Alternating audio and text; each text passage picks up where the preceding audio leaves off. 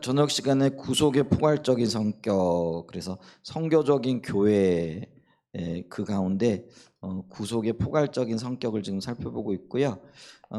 그 가운데 지금 우리가 책을 통하여 이 말씀들을 좀 살펴보고 있는데 3장 성경 이야기 이렇게 보죠. 이게 모든 사람들은 이야기를 가지고 있다라고 이렇게 얘기를 했죠. 근데 그 이야기를 가지고 있다라는 것은 어떤 의미에서 보면은 기본적인 세계관 혹은 질문들 이런 것들이 포함이 되어져 있다라는 거죠. 그리고 참된 이야기가 되어지기 위해서는 그런 질문에 대한 어떤 대답들이 있어야 된다라고 이렇게 얘기를 했죠. 그래서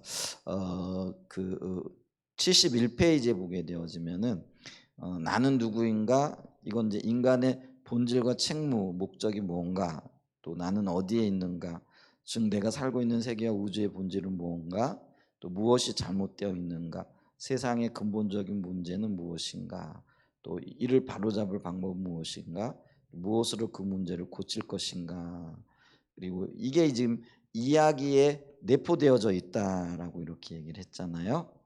그래서 이런 내포되어져 있는 이야기들, 그리고 그곳에 함의되어져 있는 어떤 이야기들의 핵심적인 내용이 결국은 우리의 삶을 결정한다라는 거죠. 그래서 우리가 그 이야기대로 따라 살아간다라는 그 얘기는 뭐냐면은 내가 누구인가를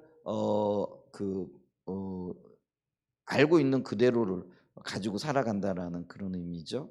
그 예를 들면은 세상적인 어떤 세계관을 보면 나는 누구인가 했을 때 뭐 우연히 생겨난 존재, 그게 진화론적인 사고관이잖아요. 그렇게 되어지면은 생명에 대한 존중이 있을 수가 있을까요, 없을까요? 전혀 없지요. 근데 이제 성경적인 이야기를 보면 하나님께서 하나님의 형상을 따라 소중하게 창조하신 존재가 바로 나잖아요. 그렇게 되어지면은 사람에 대한 존중, 또 인권에 대한 어떤 존중, 이런 것들이 이제 성경에서 나올 수밖에 없는 거죠. 그런 세계관을 가지고 있기 때문에 사람을 소중히 여기고, 또 사람을 위해 우리가 하나님의 원래 창조 질서대로 세워지기를 원하는 그런 삶을 살아가게끔 되어진다라는 거죠. 그러니까 결국은 우리가요, 살아가는 모든 것들이 우리가 가지고 있는 혹은 우리가 받아들인 이야기에 의해서 결정이 되어진다, 또 살아간다라는 그런 의미죠. 그래서 이런 기본적인 질문들, 세계관적인 질문, 가치관에 대한 질문들을 가지고 있는데, 이런 기본적인 가치관에 대해서 바른 해답을 제시해 줄 수 있는 세계관이 있느냐라는 거죠. 그래서 보다도 완전한, 또 완벽한 어떤 이야기 형태를 우리가 알아야 된다. 그게 바로 성경이다라는 그런 요지이죠. 자, 우리가 여기까지 봤는데요. 70페이지 중간에 보면은 이제 이야기가 우리의 개인 생활과 공동 생활 전체를 빚어내고 방향을 결정한다. 그래서 이야기대로 살아가게 되어진다라는 그런 의미가 되죠. 자, 한 사람이 어떤 이야기에 근거해서 사느냐에 따라 인생의 사건들을 해석하는 방식에서 큰 차이를 보입니다. 예를 들면 이혼을 한 예로 들어봅시다. 성경의 이야기를 따라 사는 사람들은 이혼을 하나님 앞에서 죄로 여깁니다. 그죠? 그래서 성경은 이혼을 허락하지 않죠. 왜냐하면 하나님께서 결혼 자체를 하나님께서 허락하셨기 때문에 그렇다라고 이렇게 얘기를 하죠. 그래서 이 그리스도인들은 이혼을 적극적으로 권면하지 않습니다. 단 예외 사항이 있다면은 상대, 그러니까 그 배우자의 어떤 성적인 어떤 타락 뭐 이런 것과는 이런 부분에 대해서는 예외를 인정하긴 하지만 어떤 영역에서도 이혼을 허락하지 않죠. 비록 그런 일이 일어났다라고 할지라도 용납하고 내가 그런 사람인 것을 인식함으로 하나님의 은혜를 구함으로써 가정을 지키고, 그게 하나님이 원하시는 바다라는 것이 성경 이야기의 어떤 한 가르침이잖아요. 그렇기 때문에 우리는 이 가르침을 따라 살기 때문에 진정한 그리스도인들은 이혼에 대해서 굉장히 보수적일 수밖에 없죠. 그리고 조심할 수밖에 없다라는 거죠. 그런데 서구 문화 이야기, 오늘날 세상 가치관에 얘기하는 거죠. 문화 이야기에는 그 중심에 개인주의와 상업주의가 있기 때문에 이혼은 종종 다소 긍정적인 것으로 그려집니다. 비극이 아니라 오히려 개인의 성장을 위한 용기 있는 발걸음으로 여겨지는 것입니다. 여기서 우리는 이혼에 대한 두 이해가 사소한 견해차가 아님을 기억해야 합니다. 그 차이의 뿌리는 각자 믿는 근원적인 이야기에 있습니다. 그들은 관점을 형성하는 각기 다른 틀을 가지고 있다라는 거죠. 서구 문화에서는요, 개인의 행복을 우선히 여긴다라는 거죠. 그래서 결혼해가지고 저 사람 때문에 내가 불행하면은 언제든지 이혼할 수 있는 거예요. 왜냐하면 자기의 행복이 우선이기 때문에 그렇다라는 거죠. 그게 세상 이야기의 핵심이라는 거죠. 그러니까 자기 중심적이라는 거죠. 근데 성경적인 이야기는 부부간의 결혼이 자기의 행복을 위한 것이 아니라 그 다듬어지고 거룩해짐에 있다라는 거죠. 그러니까 예를 들면 그래요. 싸우면 싸울수록 그런 걸 보면서 어떻게 되어지는 거예요? 더 자기를 돌아보면서 거룩해지기를 갈망하게 되어지는 거죠. 그러니까 갈등이 크면 클수록 어떻게 되어지는 거예요? 그 갈등을 해소해 나가는 그런 어떤 그 영적인 에너지와 하나님을 찾는 마음과 이런 것들을 통해서 자기가 더 다듬어진다고 보는, 이게 이제 기독교적인 세계관이죠. 근데 세상적인 세계관은 뭐예요? 뭐 다듬어지는 거, 거룩해지는 거, 하나님 형상 닮아가는 거, 이거 별로 관심이 없어요. 내가 힘들고 불편하면은 뭐 그거는 아닌 거예요. 그러니까 남편이든 아내든 저 사람이 나를 힘들게 한다, 저 사람이 나를 불편하게 한다, 내가 저 사람 때문에 불행하다라고 느끼게 되어지면 언제든지 이혼을 할 수 있는 거죠. 그래서 만약에 그 기독교적인 세계관을 가지고 거룩함을 추구하고 빚어지려고 하게 되어지면은 그걸 세상적인 가치관에서 뭐라고 얘기하냐면 어리석은 거라고 이렇게 얘기를 한다라는 거죠. 그러니까 근데 이 두 세계관이 결코 이게요, 어떤 의미에서 보게 되어지면은요, 그 사소한 이야기가 아니라 근원적인 이야기라는 거죠. 결국에는 그 하나님 중심적인 삶과 자기 중심적인 삶의 두 세계관이 부딪히는 영역이 되어진다. 그게 근데 있잖아요. 그게 결혼뿐만 아니라 직업을 택하고 직업을 바라보는 어떤 그런 관점에서도 그런 차이가 생겨날 수 있고요. 또 사람을 평가하고 사람을 바라보는 관점에서도 그런 어떤 차이들이 나타날 수 있다라는 거죠. 예를 들면 사람을 우리는 기독교적인 관점에서는 사랑하고 돌보고 마치 내 몸처럼 이렇게 사랑하고 돌보는 것이 기독교적인 세계관이고 기독교적인 이야기에 기초하는 거잖아요. 근데 세상적인 가치관에 보면 사람은 나의 필요를 위한 도구가 되어지는 거죠. 그 내게 필요한 것을 얻기 위한 도구예요. 그래서 불필요하다라고 생각되어지면 언제든지 버릴 수 있는 거죠. 그래서 이 로마의 이야기는 바로 세상의 이야기이잖아요. 그러니까 이그 로마가 기독교로 변화되어지게 되어지는 몇 번의 어떤 그런 그 뭐랄까 결정적인 계기를 맞이하게 되어지는데, 그게 뭐냐면은 로마 세계에 우리 코로나처럼 대유행병이 생기게 되어진 거죠. 뭐 그때는 뭐 중세 시대 때는 패스트인데 그때는 뭐 어떤 그게 천연두라든지 뭐 이런 어떤 그 뭐죠, 이런 그 전염병이 휩쓸게 되어지잖아요.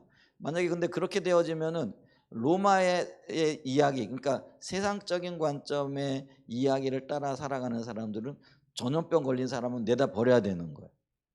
그죠? 내가 살기 위해서. 왜냐하면 자기 중심적이니까. 그런데 하나님의 세계관을, 그러니까 성경 이야기를 따라 살아가는 사람들은 어떤 거예요? 그 병들어 죽어 있는 사람, 버려져 있는 사람들을 데려다가 자기 집에서 돌보게 되어지는 거죠. 이거 엄청난 차이입니다. 그러면은 뭐 이런 어떤 하나님의 사랑을 가지고 병자들을 돌보게 되어지면 자기들은 그러면 병이 안 걸리는가요? 아니에요. 근데 병이 걸리는 것을 감수하고라도 하나님의 형상을 따라 지음받은 존재이기 때문에 사랑을 베풀고 존귀하게 여기고 돌봐야 될 책임이 있다라는 거죠. 근데 세상이 나중에 그걸 보게 되어지는 거죠. 그러니까 자기들은 갖다 버리는데 도대체 이 사람들은 누구냐라는 거예요. 자기들이 죽을 걸 또 이 그 대유행병이어 가지고 예를 들면은 유럽의 3분의 1 인구가 죽는 거죠. 엄청난 사건이잖아요. 우리나라 인구가 5천 명인데 그분의 3분의 1 그러면 30%라는 거거든요. 30%가 죽는다라는 거는 1,500만 명이 죽는다라는 얘기죠. 그러면 한 집 건너 사람들이 죽어간다라는 그런 의미인데, 세 집에 한 집은 죽는 거니까, 그죠? 이제 그런 어떤 그것을 봤을 때에 뻔히 죽어 저 사람을 돌보고 저 사람을 가까이 하면은 죽을 거라는 걸 알면서도 돌보고 있는 저들은 누구냐라는 거죠.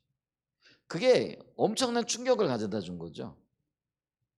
이제 그러면서 그 기독교인들에 대한 시각이 바뀌어지게 되어지면서 그들이 예수께로 돌아오는, 이게 선교적인 삶입니다. 사실은 이런 삶을 통하여 성경의 이야기가 그 사회에 실질적으로 구현되어지는 거죠. 나타나고 열매 맺게 되어지는 거죠. 그러니까 이게 단순한 것 같아도요, 사람은 자기가 믿는 바대로 살아가잖아요. 근데 그 믿는 바가 결국은 내가 어떤 세계관 혹은 어떤 이야기의 기초에서 살고 있느냐라는 거죠. 그러니까 기독교인들은 성경적인 이야기를 기초해서 살아가는 사람들이고요. 세상 사람들은, 오늘 서구 문화에 있는 사람들은 어떤 면에서는요, 자기의 근거에서, 세상 이야기의 근거에서 살아가는 사람들이라, 이런 이야기죠. 그렇기 때문에 결국은 이야기는 뭐냐면, 내가 믿는 바대로 살아가는데 그 믿음의 이야기가 어디에 근거하고 있느냐라는 거죠. 이제 그걸 지금 이야기하고 있고요. 그래서 이 믿는 사람들, 기독교인들은 살아가는 방식이 성경에 근거하고 성경 이야기에 기초하기 때문에 다를 수밖에 없다. 그게 빛과 소금의 삶이고, 결국은 그것이 대한 사회로서의 그 모델을 제시하고요. 그리고 이 어둠의 세상 가운데에서 빛으로서 대안을 제시하는 사회가 되어져야 된다라는 것들을 우리에게 얘기해주고 있다라는 거죠. 자, 세계관에 관한 뛰어난 고전인 제임스 사이어 박사의 기독교 세계관과 현대 사상의 원래 영어 제목은 The Universe Next Door입니다. 이 말은 심지어 우리가 잘 알고 지내온 우리의 이웃들도 다른 우주에 살고 있다라는 말이라는 거죠. 그러니까 우리가 있잖아요. 내 옆에 있는 사람들도요, 한국말을 쓰지만은요, 그렇다고 해가지고요, 우리의 어떤 그런 가치관이 동일하진 않거든요. 그러니까 몰라요. 전혀. 그러니까 이제 우리가 왜 화성에서 온 남자, 금성에서 온 여자, 뭐 남자와 여자가 다르다라는 거, 이렇게 얘기를 하죠. 근데 그런 것들이 구조적인 걸 수도 있고요. 어떤 면에서는 가치관일 수도 있고, 세계관, 어떤 가치관과 어떤 세계관. 근데 그 세계관과 가치관을 형성하는 게 이야기거든요. 그러니까 우리가 가까이 지낸 내 옆에 살고 있는 이웃들도요, 다른 세계관, 다른 우주의 어떤 이야기들을 토대로 살아가면은요, 나하고는 전혀 다른 사람일 수밖에 없다라는 거죠. 그게 이제 우리가 어떤 이야기에 기초에서 살고 있느냐라는 거죠. 자, 이야기와 세계관의 관점에서 그들은 이웃이에요. 근데 실제로 전혀 다른 우주에 살고 있는 것과 같다라는 거죠. 오늘날 우리나라의 많은 젊은이들이 성적으로 문란한 삶을 삽니다. 이게요, 서구 문화의 영향입니다. 우리나라가 옛날만 해도 상당히 보수적이었잖아요. 그래서 뭐 이런 것들에 대해서는 굉장히 보수적이고, 우리 기독교적인 관점에서 보게 되어지면은 오히려 이런 것들이 성경적인 것이라고 이렇게 볼 수가 있잖아요. 그런데 지금은 참 다르답니다. 이게 참 너무나, 이게 우리가, 그래서 뭐 예를 들면은요, 오늘 처음 만난 남녀가요, 뭐 어떤 그 성적인 어떤 그런 관계로까지 나가는 거, 그리고 뭐 사랑 없이도 어떤 그런 행위들을 하는 것, 이걸 전혀 이상하게 여기지 않는 시대이라는 거죠. 이제 그런 어떤 문화적인 풍토, 그리고 그런 어떤 환경들이 너무나 지금 잘 조성이 되어져 있다라는 거죠. 근데 그들은 그렇게 사는 이유에 대해서 별 생각이 없이 그런 식으로 살아간다. 그 이유가 뭐냐면은요, 자신이 그렇게 살고 있고요. 어떤 면에서는 누구나 다 그렇게 살고 있는데, 근데 그렇게 살게 되어진 그 이유가 뭐냐라는, 그게 결국은 이야기의 영향이고, 세계관의 영향이고, 가치관의 영향이라는 거죠. 그들이 지금 영향받은 사람들이 어떤 사람들이냐면, 자신이 그들이 행동을 용인해주는 장자크 루소, 자연주의 경험적인 철학자잖아요. 루소가 지그문트 프로이드, 그 외 과거 수세기의 다른 사상가들의 영향을 깊이 받은 이야기를 따라 사고하고 있다라는 거죠. 근데 이런 이야기들이, 이 사람들이 한 세기 전하고는 150년 전에 살았던 사람들이거든요. 근데 이 사람들이 자연주의 철학, 뭐 사람이 자연적으로 맡겨진 대로 살아야 되고, 그리고 어떤 의미에서 보게 되어지면은요. 사람들이 어떤 프로이드 같은 경우는 성적인 억압 이런 것들이 없어져야 된다라고 주장을 했잖아요. 그리고 이 성적인 억압을 하는 어떤 체계 중에서 가장 앞장서 있는 그런 체계가 기독교라고 생각을 하고요. 철저하게 기독교를 배격하게 되어지는 이제 이런 이야기들을 하잖아요. 이제 그러다 보니까요. 예를 들면 성해방이라든지 이런 것들이 이런 사람들의 어떤 어떤 세계관에 기초해 가지고 발전되어지면서 오늘날 이게 150년이 지난 사회에서는요. 이들의 영향 때문에요. 성개방 혹은 뭐 성적인 해방, 뭐 성적인 어떤 것들에 대해서요. 우리가 놀랄 정도로 지금 많이 이렇게 달라져 있다라는 것들을 보게 되어진다라는 거죠. 근데 그들은 몰라요.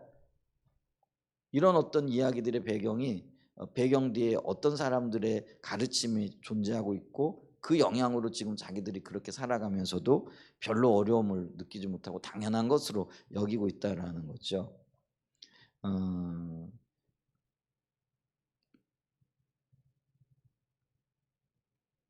미국에서 1960년대 이후로 그리고 오늘날 전 세계적으로 성에 대한 태도가 바뀐 것도 바로 결혼과 인격에 대한 그들의 관점에 기초를 둔 것입니다.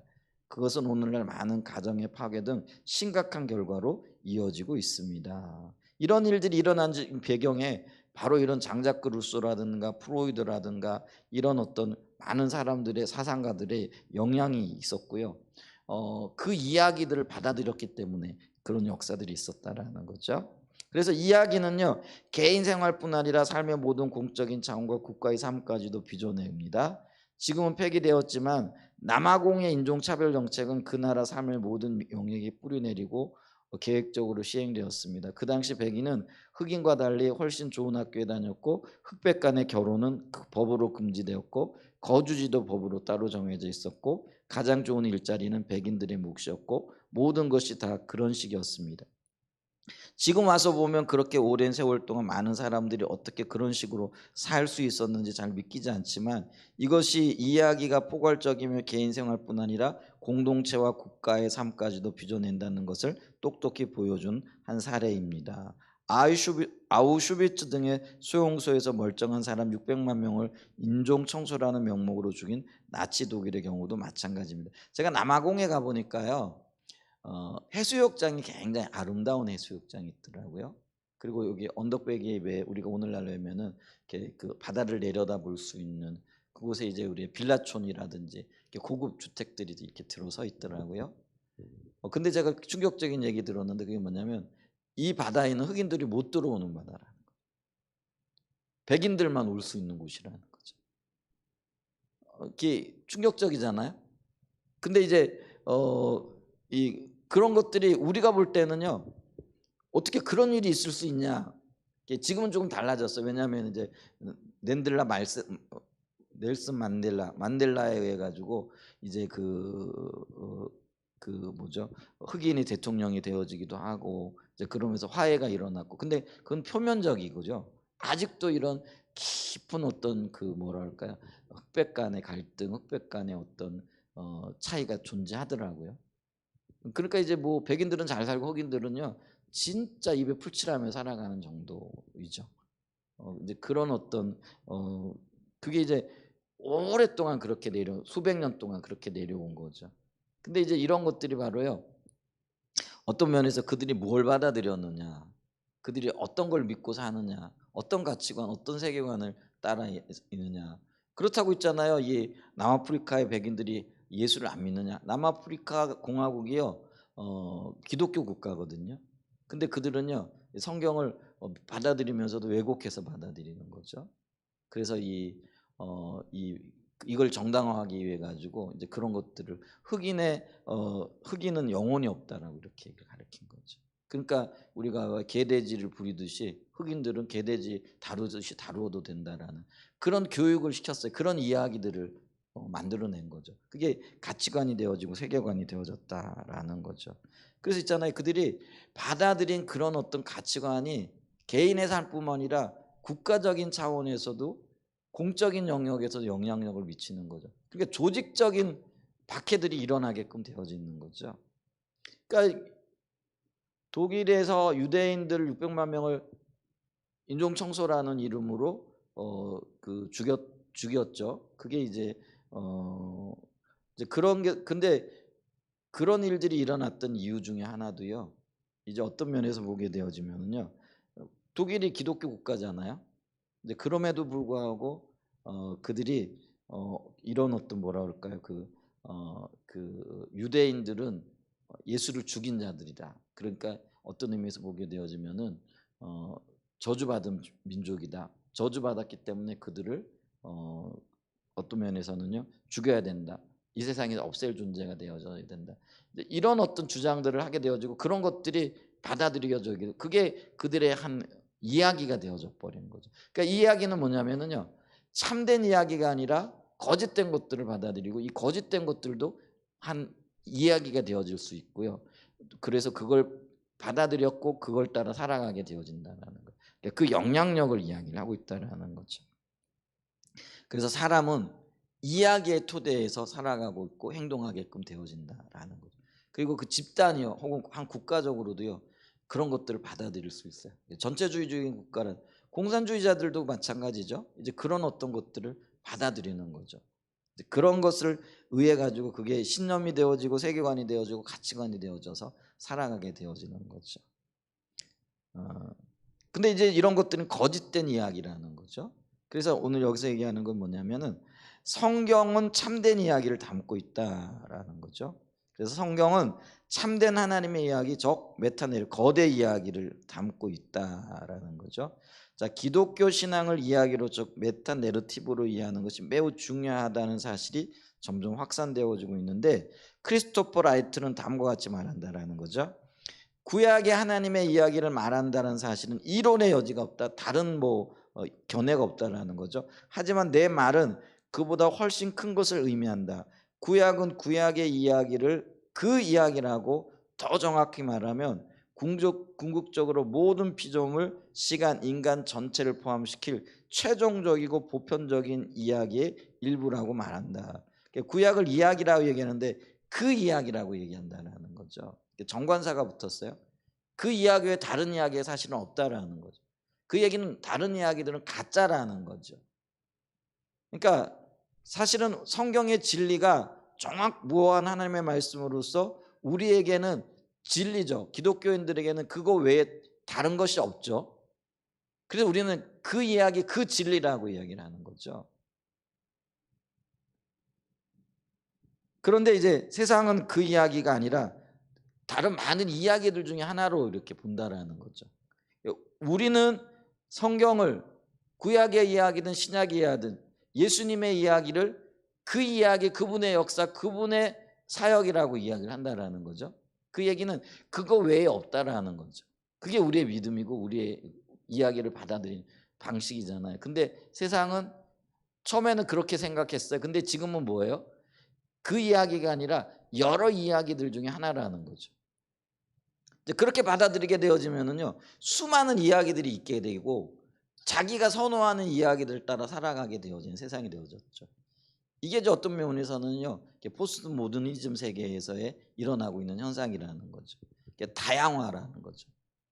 그렇게 지금 그런데 이게 이제 세상을 이해하는 방식이고요. 세상 이야기를 받아들이는 방식이라는 거죠. 근데 우리는 뭐예요?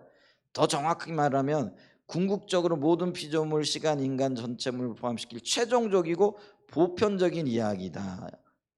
그 이야기에 구약 성경이 그 하나님의 역사의 한 부분이다라는 거죠. 그리고 그분의 이야기라는 거죠. 다시 말해 이 본문들을 읽으면서 우리는 하나의 메타서사, 한 가지의 거대 서사를 깨닫게 된다. 하나님의 목적과 하나님의 계획과 하나님의 뜻을 보게 된다라는 것이죠. 그리고 모든 것을 포괄하는 이야기에 근거한 하나의 세계관이 있다라는 것. 하나님으로부터 왔으니까 한 가지의 세계관이 있을 수밖에 없는 거겠죠. 그것은 모든 세계관 및 메타 서사들과 마찬가지로 사물의 존재 방식과 그것들이 어떻게 그렇게 되었는지 그리고 궁극적으로 무엇이 될 것인가를 설명한다.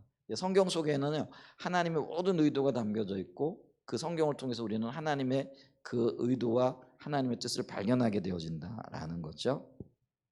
당연히 구약 성경뿐만 아니라 신약 성경도 마찬가지입니다. 그래서 그는 이어서 이렇게 말합니다. 이것은 우리에게도 해당되는 매우 현실적인 이야기다. 그것은 모든 민족을 포괄하는 우주적 미래를 가리키기 때문이다. 신약은 그 이야기에 대해 놀라긴 하지만 그 이야기, 구약의 이야기를 의문의 여지 없이 받아들인다. 그것은 창세기에서 요한계시록까지 펼쳐지는 이야기다. 단지 훌륭한 이야기나 심지어 고전적인 서사 문학이 아니라 근본적으로 실제에 대한 묘사이다. 그것은 우리가 사는 우주에 대한, 그리고 우리가 향해서 가는 새 창조에 대한 이야기다. 우리는 이야기로 표현된 우주 안에 산다. 신학이 하나님의 거대한 뜻과 그리고 역사들을 포함하고 있다라는 것이죠. 그래서 그게 근본적으로 하나님에 속한 것이고 하나님에 의한 것이라, 그래서 근본적으로 실제에 대한 묘사다, 이렇게 얘기를 한다라는 거죠. 그래서 우리는 신구약을 진리로 받아들이잖아요. 그러니까 변하지 않는 것들로 받아들이잖아요.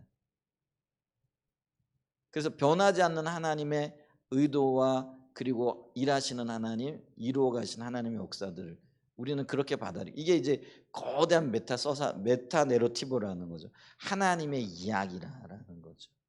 구원하시고 또 어떤 면에서 창조하시고 타락하고 또 그 구원하시고 새 창조를 이루시는 이 모든 것들이 하나님의 거대한 이야기고 구원의 역사다라는 것이죠. 자, 마이클 고인도 이야기가 기독교 신앙의 본질이라고 말합니다. 이야기는 기독교 신앙의 본질 자체를 이해하기 위한 전체를 아우르는 범주다. 기독교 신앙이 바로 이야기로, 창조로 시작해서 인간의 반역과 죄에 대한 해결책으로서의 이스라엘의 선택을 거쳐 궁극적으로 그 절정의 순간을 예수의 인격과 사역에서 발견하며 그리스도가 재림하셔서 자신의 사역을 완성하시기 전까지 교회의 선교를 통해서 세계로 나아간다. 그래서 이 얘기가 지어낸 이야기가 아니라 하나님의 일하심이라는 거죠. 그게 거대한 어떤 그 의미를 포함하고 있는 하나님의 역사, 하나님의 이야기다. 지금 이 이야기를 얘기해요. 그래서 기본적으로 볼 때 성경은 이야기다. 그리고 우리의 신앙도 이야기를 통하여 그 나타나는 어떤 열매다, 이렇게 볼 수 있다라는 거죠. 자, 레슬리 뉴비기는 그의 여러 책에서 한 유식한 힌두교 학자가 그리스도인들이 성경을 잘못 전하고 있다고 불평한 이야기를 종종 들려줍니다. 이게요, 힌두교 학자가 성경을 읽고 난 다음에 평가한 내용이라는 거죠. 나는 당신네 선교사들이 인도인에게 성경을 종교서적으로 제시하는 이유를 도무지 이해할 수 없다. 성경은 종교서적이 아니다. 그리고 우리 인도에는 수많은 종교서적이 있지 않은가. 만약에 성경을 종교서적으로 이해한다라면은 이런 종류의 종교서적은 성경뿐만 아니라 인도에도 많이 있다라는 거죠. 그러면서 그가 하는 얘기는 뭐냐면, 종교서적은 더 이상 필요 없다. 내가 보기에 당신의 성경에는 보편적인 역사, 곧 창조세계 전체의 역사와 인간의 역사에 대한 독특한 해석이 담겨 있다. 따라서 인간은 역사에 책임 있는 행위자라는 특유한 해석이 제시되어 있다. 그건 참으로 유일무이한 견해다. 세계의 어떤 종교 문헌을 보아도 그것과 나란히 놓을 만한 것은 없다. 그의 불평의 요지는 성경이 온 세계에 관한 일관된 이야기를 들려주고 있지만 그리스도인은 그것을 종교서적이나 신학서적 혹은 세계관적 진리를 담은 책으로 축소해버렸다라는 것입니다. 예수님을 믿지 않는 힌두교 학자가 우리들보다 더 정확하게 성경의 성격을 올바로 이해한 것 같습니다. 이 성경이 하나님의 거대한 계획을 담고 있는데 우리는 그곳에서 몇 가지 것들만 본다라는 거예요. 그러니까 원래 의도하고 들려주고자 했던 하나님의 그 뜻들이 전달되어지지 못하고 우리는 거기서 필요한 몇 가지만은 붙들고, 근데 그것을 전하는데 마치 어떤 종교적인 활동에 제한이 되어진 종교를 전하기 위한, 그래서 이 성경 이야기는 종교를 뛰어넘은 삶 자체를 얘기하는 거고요. 하나님을 드러내는 것과 관련이 되어져 있다라는 거죠. 그 얘기를 지금 하고 있는 거죠. 그러니까 크리스찬들도 성경을 온전히 이해하지 못하고 있다라는 거죠. 그런 경우들이 많죠. 우리도 뭐 성경을 읽지만은 성경의 이 하나님의 원대한 의도, 또 들려주시고자 하신 하나님의 뜻, 그곳에 포함되어져 있는 진리들 이걸 다 이해하지 못하고 있는 거죠. 근데 다만 뭐예요? 그냥 뭐 구원 얻는 어떤 몇 가지 제시, 길들. 근데 당연히 성경에는 구원을 얻는 몇 가지의 방향들 또 방법들, 길들이 제시되어져 있어요. 근데 성경은 이것보다도 훨씬 더 많은 이야기들을 우리에게 해주고 있다라는 거죠. 근데 그걸 못 봤다라는 거는. 근데 이 힌두교 학자는 그걸 봤는데 오히려 우리는 그걸 못 보고 있더라라는 지금 그 얘기를 지금 하고 있는 거죠. 이와 같이 성경은 모든 만물의 창조로부터 시작해서 창조 세계 전체와 보편 역사와 최종적인 완성에 이르기까지를 포함한 하나의 이야기를 담고 있고 성경은 그 이야기가 참되고 유일한 이야기라고 주장하고 있다라는 거죠. 그래서 레슬리 뉴비건도 이렇게 말했습니다. 성경은 인간의 경험과 이해를 구조화하는 하나의 내러티브다. 토대가 되어진다라는 그런 이야기죠. 우리의 모든 이해와 우리의 모든 경험, 인간의 모든 것들이 이 그 어떤 면에서는요, 그 성경에 의한 해석되어질 수 있고 또 이렇게 구조화되어진다라는 것은 설명되어질 수 있다라는 거예요. 해석되어질 수 있고요. 성경을 통해서 성경을 이루는 구성 요소가 아무리 다양해도 그것은 본질적으로 유일무이한 이야기, 그 이야기임을 주장하는 하나의 이야기, 우주와 그 안에서 인간의 삶에 관한 참된 이야기다. 본질적인 이야기라는 거죠. 그리고 그것은 톰 라이트가 기독교의 전체 핵심은 그것이 이야기를 제공한다는 것인데 어떤 이야기예요? 하나님의 이야기를 제공한다라는 거죠. 근데 그 속에는요 많은 것들이 포함이 되어진다는 거죠. 뭐 인간의 구원뿐만 아니라 세상의 어떤 아까 우리가 얘기했죠. 세계관이 담고 있는 얘기, 우리가 어디에서 와서 무엇 때문에 살면 어디로 가고 종국이 어떻게 될 것인가, 이런 것들이 그게 바로 하나님의 이야기라는 거예요. 근데 그 모든 것들이 성경에는 포함이 되어져 있다라는 거예요. 근데 이게 유일무이하다라는 거예요. 다른 어떤 종교, 어떤 서적에서도 볼 수 없는 이야기들이라는 거죠. 그래서 성경이 참되다 지금 이야기를 한다는 거죠. 그 이야기는 온 세계에 대한 이야기다. 그것은 공적인 진리이다. 그게 유일무이한 이야기니까요. 모든 사람들에게 모든 곳에 모든 나라에 사실은 적용이 되어져야 할 공적인 진리가 되어진다는 거죠. 원칙적으로 기독교의 전체적인 요지는 기독교는 세계 전체에 대한 이야기를 제시하시는 것이다. 기독교는 공적인 진리다라고 말한 것과 같은 맥락이다라는 거죠. 그래서 기독교의 진리가 모든 사람들에게 보편적으로 적용되어져야 된다는 그 하나님의 그 이야기가 모든 사람들에게 받아들여져야 된다는 거예요. 그게 유일무이한 이야기이기 때문에, 참된 진리이기 때문에. 근데 타락한 인류는 그걸 거부했다라는 거죠.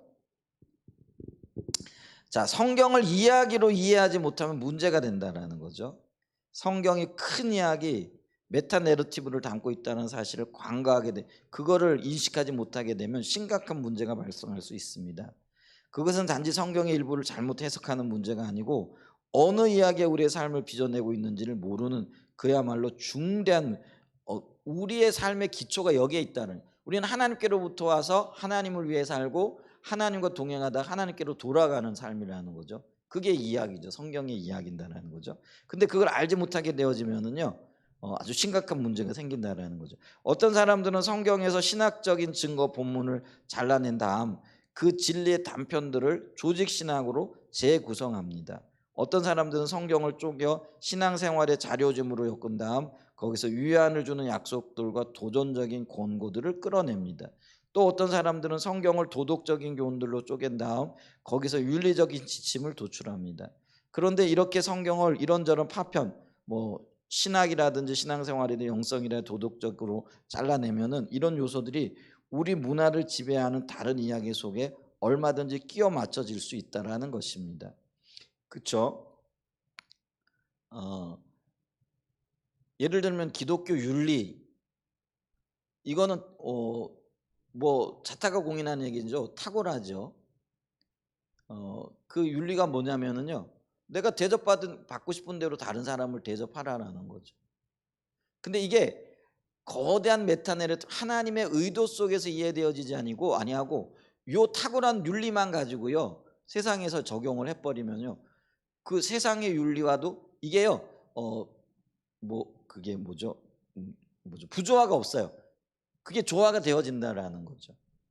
그런데 이게 원래 의도했던 하나님의 거대한 이야기 속에서 이 예를 들면은 내 몸과 같이 사랑하고 내 몸과 같이 돌보는 것들이 이해되어지지 않고요. 요것만 딱 떼어내 가지고 예를 들면은 오늘날 세계적 뭐라 그럴까요? 세상적인 가치관에서도요. 다른 사람들을 인정해라 그런 얘기 하잖아요.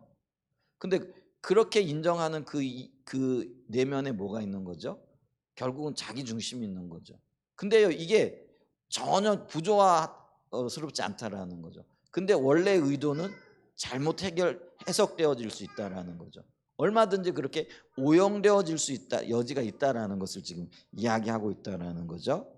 자, 이런 요소들이 우리 문화를 지배하는 다른 이야기 속에 얼마든지 끼워 맞춰지고요, 오용되어질 수 있고요, 그렇게 사용되어질 수 있다라는 거죠. 그리고 그 다른 이야기가 지닌 우상들도 거기에 합류하는 것은 물론이고, 그래서 여기서 뭐가 나와요? 인권이라는 이야기가 나오는데, 인권이 다른 사람들을 존중하는 거잖아요. 근데 다른 사람들을 존중하는 이 인권이요, 기독교에서 얘기하는 인간 사랑과는 다르다라는 거죠. 오늘날 우리가 인권을 얘기할 때 그 인권이 예를 들면은요, 뭐 동성애를 지지하고 뭐 또 이런 어떤 이상한 형태로 나타나잖아요. 근데 기독교에서 얘기하는 윤리는요, 그런 게 아니라는 거예요. 그래서 우리가 이런 것들이 얼마든지 오용되어질 수 있다라는 것들을 우리가 봐야 된다라는 거죠. 그래서 그 사람이 우상되어지는 거죠. 그러니까 우리가 사람을 사랑하고 사람의 인권을 존중하는 거는 그 사람 안에 하나님의 형상이 있기 때문에 존중하고 사랑하는 거잖아요. 그래서 우리가 이 인권이 기독교에서 나온 게 맞는데, 이 기독교에서 나온 이 인권이 요게 조각화되어지고 세상 문화와 합쳐지게 되어지면은요, 인간이 우상화되어지는 거죠. 인간이 자기가 왕이 되어지는 거죠. 그래서 어떤 면에서는 자기를 드러내기 위해서는요, 다른 어떤 것들도 희생할 수 있게 되어요. 그러니까 자기 우상화와도 관련되어지는, 그러니까 이게 우상과 결합하는 거죠. 이런 형태들이 되어질 수 있다라는 거죠. 자, 이런 위험성을 예리하게 잘 파헤친 사람이 레슬리 뉴비긴이었다라는 거죠. 그러니까 이 말은 조직 신학, 신앙생활의 견지에서 성경 읽기, 성경적 윤리 등이 문제가 있다는 말, 이거 하나하나는 전부 다 귀한 것들이에요. 성경을 그런 식으로 사용하는 것은 얼마든지 타당하고 또 한편으로 중요해요. 문제는 어떤 식으로 성경을 사용하든지 간에 그것이 성경 이야기에 기반을 두지 않고 추상적인 파편들로 전락하게 되면 우리 삶은 성경에 기초하지 않은 어떤 다른 궁극적인 이야기에 순응하게 되고 그 결과는 심각하다는 것입니다. 그렇게 되면 신학적으로는 정통이요, 신앙생활의 측면에서는 경건하고 도덕적으로는 올곧으면서도 우리의 삶은 그 다른 이야기에 의해 그 형태가 빚어지게 된다는 거죠.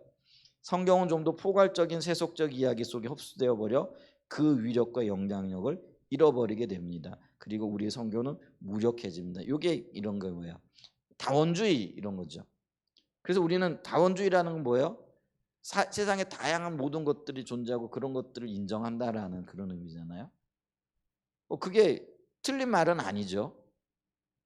그런데 그게 거대 메타 내러티브, 그러니까 성경의 이야기에서 하나님의 계획 속에서 그게 해석이 되어지고 바라봐야 되는데, 그 하나하나는 중요할지 모르지만 이 거대 이야기를 떠나버리게 되어지고, 그렇게 되어지면 이 다원주의는요, 다양성이라는 말 속에서 진리를 어떤 면에서 파괴하게 되어진 역할을 한다라는 거죠. 그리고 세상 사람들은 오늘 기독교에 대해서 뭐라고 얘기를 해요? 왜 너희에게만 구원이 있다라고 얘기하느냐, 그러면서 이런 얘기를 하잖아요. 여기도 구원이 있고 이 종교도 구원이 있고 저 종교에도 구원이 있고 이런 얘기를 하죠. 그게 이제 다원주의잖아, 주장이잖아요. 근데 거대 이야기, 그러니까 성경적인 맥락에서 이게 해석이 되어지지 않고 다양성, 그러니까 우리가 예를 들면 성경에 나타난 어떤 진리들 하나를 붙잡고 그게 나쁜 게 아니고 틀리지 않은데 이런 것들이 다양성이라는 것과 결합하게 되어지면은 어떻게 되어지는 거죠? 하나님 외에 구원이 있고 예수 외에 다른 데서도 구원이 있다, 이런 이야기가 나와 버리게 되어진다는, 그러니까 그런 위험성이 있다라는 거예요. 이해가 되세요? 그래서 이게 굉장히 중요하다라는 것이죠. 그런 것들을 이해하는 것들이 굉장히 중요하다라는 거죠.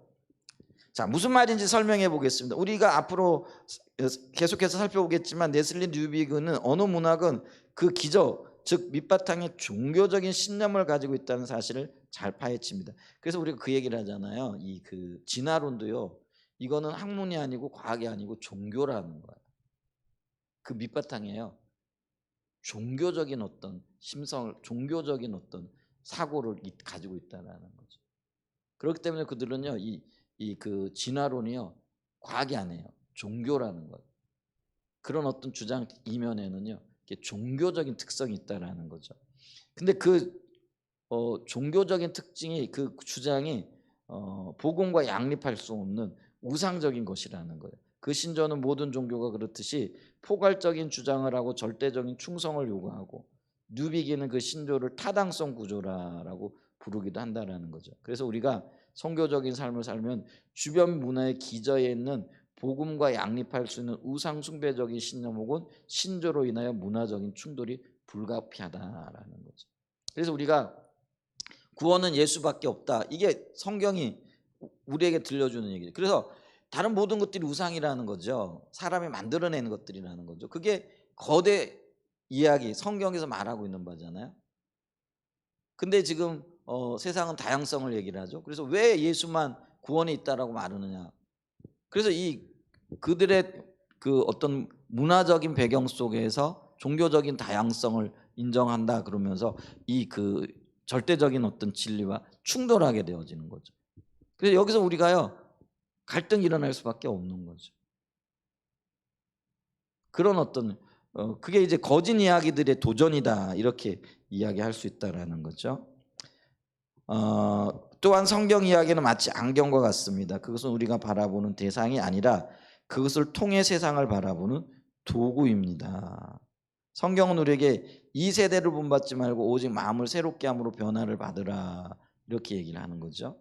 그러면 이 얘기는 뭐냐면요, 우리는 성경을 통해서 세상을 보고 세상을 해석해 나가야 되고 살아가야 됩니다.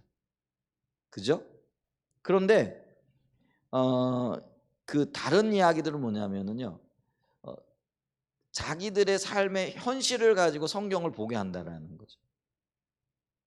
그러니까 우리가 힘들고 어려운데 그 힘들고 어려운 것들을 가지고 성경을 보면은요, 전혀 다른 이야기가 되어질 수 있다라는 거예요. 그래서 이게 굉장히 위험하다라는 거죠. 그래서 우리는요, 주변 문화가 보는 방식으로 세상을 보지 않고 새로운 안경적 성경 이야기의 안경을 통해 근본적으로 다른 방식으로 세상을 보아야 하는데, 그런데 세상은 뭐예요? 문화라는 관점으로 성경을 보는 거죠. 그러니까 자기의 관점을 가지고 성경을 해석하는 거죠. 그러면 전혀 다른 이야기가 되어줄 수 있다라는 것이죠. 우리는 우리의 문화가 제공하는 안경을 통해 복음과 성경을 이해하는 것이 아니라 복음과 성경이 제공하는 안경을 통해 우리의 문화를 이해해야 합니다. 우리는 성경 이야기의 안경을 통해 세상을 조망하고 해석하며 살아야 합니다. 왜냐하면 성경이 유일한 이야기고요, 그게 진리이기 때문에, 그게 참다운 이야기이기 때문에 그렇다라는 거죠. 그래서 성경 이야기가 굉장히 중요해요. 성경은요, 거대한 이야기, 그 이야기, 하나님의 이야기를 담고 있어요. 그래서 그게 진리예요. 그래서 우리는 성경을 통해서 문화를 보고 세상을 보고 삶을 봐야 되는 거죠. 근데 다른 이야기들은 뭐예요? 그 이야기들 통해, 다른 문화를 통해서 성경을 해석하고 성경을 보라라고 이야기를 한다라는 거예요. 그럼 결론이 전혀 다를 수밖에 없게 되어진다라는 거죠. 자, 그런데 우리가 성경을 하나의 이야기로 보지 않고 파편화되진, 그리고 그 성경 이야기가 우리의 생각을 진정으로 지배하지 않으면 우리는 불가피하게 세상이 자신에 대해 말하는 이야기로 휩쓸려 들어갈 것입니다. 아까 성경을 갈기갈기 찢어놓고 어떤 의미에서 보게 되어지면은, 아까 얘기했죠, 뭐 조직 신학적으로 보고 성서 신학적으로 보고 윤리학적으로 보고 도덕적으로 보고, 그게 다 하나의 진리예요. 여러 가지예요. 근데 여러 가지지만 그걸 전체적인 한 나무로 보는 게 아니라 한 가지로 보게 되어지면은요, 이럴 위험성이 있게 되어진다라는 거. 다른 문화와 섞여 버리게 되어지고, 그리고 그 틀을 통해서 성경을 보게 되어지면 전혀 다른 이야기들이 되어질 수밖에 없다라는 거죠. 그렇게 되면 우리가 교리적으로 정통적이고 도덕적으로 바르고 소위 경건한 삶을 산다고 생각할지 모르지만 우리의 실제 삶은 그 다른 이야기에 의해 빚어질 것입니다. 예를 들어 현대 서구 문화의 이야기가 그 대표적인 예가 될 수 있습니다. 우리는 사실과 가치의 이분법을 당연한 것으로 받아들이고 그 관점으로 복음도 성경도 이해하고 세상을 조망하고 그 이해를 따라 살아갑니다. 성과 속의 이분법이 우리의 삶 속에 매우 강하게 작동할 것입니다. 여러분, 성과 속은 거룩한과 속된 것, 그러니까 하나님의 것과 세상 것이 구분된다라는 거잖아요. 근데 성경은 하나님의 것과 세상이 구분된다고 얘기해요? 하나라고 이야기를 해요? 이게 성경적인 이야기라는 거예요. 하나기 때문에 우리는 그거를 성경을 통해서 그렇게 이해해내는 거예요. 근데 서구적인 문화는 뭐예요? 이분법이라는 거예요. 성과 속, 그러니까 세상과 하나님의 것과 세상은 다른 거야. 거룩함과 세상 것은 다른 거야. 이분법으로 보고 그 이분법을 통해서 성경을 보고 또 그 세상을 판단하게 되어지면은요, 전혀 다른 이야기들이 나타나게끔 되어질 수밖에 없다라는 거죠. 유아실에 에어컨 안 돼요? 왜 이렇게 더워해요? 뛰어서 이렇게 땀을 흘린 건가요? 주한이가?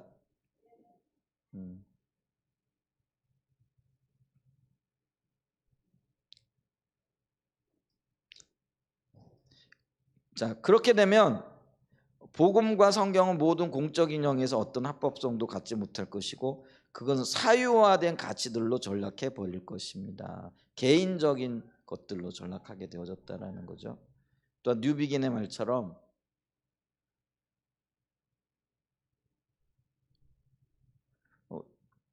집사님 그게 없어서 그래요. 뭐죠? 배터리 갈아 끼고 해보면 잘 될 거예요.